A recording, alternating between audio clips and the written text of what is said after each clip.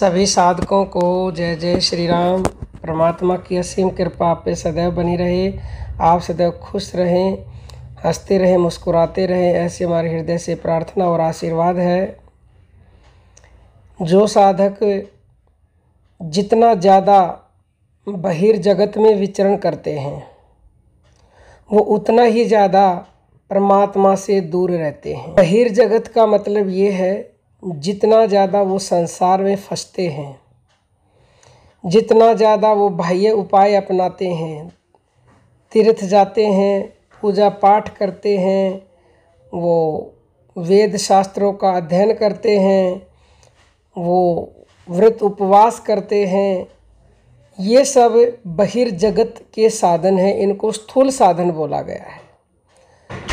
तो ये हम ये नहीं कहते कि आप कुछ भी मत करो, आप करो, अच्छी बात है, क्योंकि ये करोगे तो आप में श्रद्धा उत्पन्न होगी। लेकिन केवल इन्हीं तक सीमित ना रहें। आप परमात्मा के नज़दीक जाना चाहते हो, परमात्मा को पाना चाहते हो, तो आप अपनी दिशा को बदलिए। बहिर्जगत से अंतर जगत की तरफ आप मुड़ जाइए।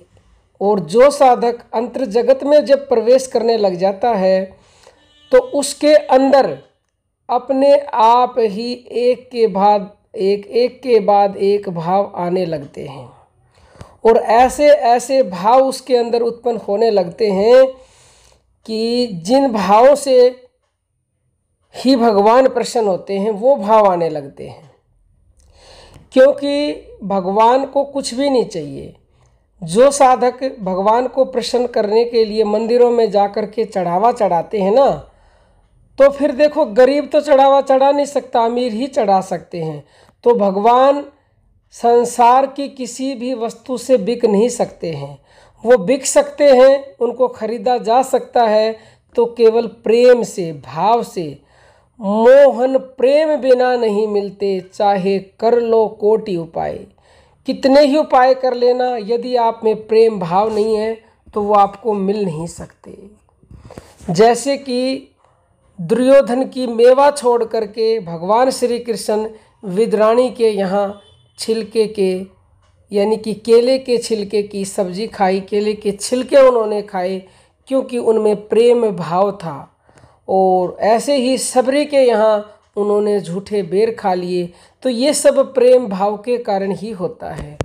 तो यदि आपके अंदर अपने इष्ट के प्रति ऐसी भावना आ गई है, ऐसी तड़पन आ गई है, ऐसा प्रेम आ गया है कि आप उनके बिना एक पल भी नहीं रुक पा रहे हैं। जैसे मछली को जल से निकाल दिया जाता है तो मछली तड़पने लगती है।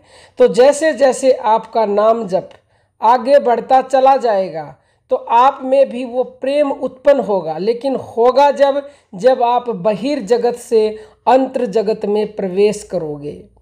वो परमात्मा हमारे भीतर है। भीतर उतरना सीखिए।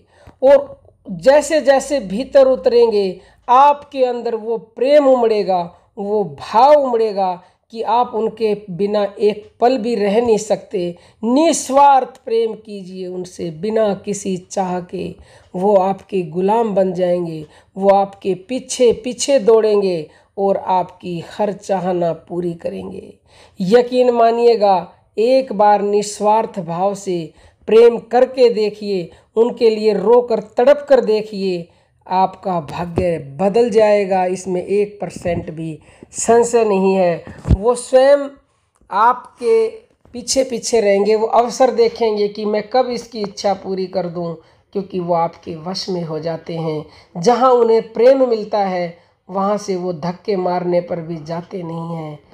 तो बस आप अपने अहंकार को समाप्त करके, मैं को समाप्त करके केवल परमात्मा से प्रेम कीजिए। सब कुछ वही कर रहे हैं। जिस दिन आपके अंदर उनके प्रति प्रेम उमड़ेगा तो आपके अंदर एक भाव आएगा कि सब कुछ वही हैं और वही कर रहे हैं। तो उस दिन आपकी मैं समाप्त हो जाएगी। और जिस दिन मैं समाप्त हो गई उस दिन तो बस हर जगह वही हैं और उन्हीं से प्रेम में आप रोते रहेंगे। उन्हीं के लिए आपके अंदर से भाव उमड़ता रहेगा।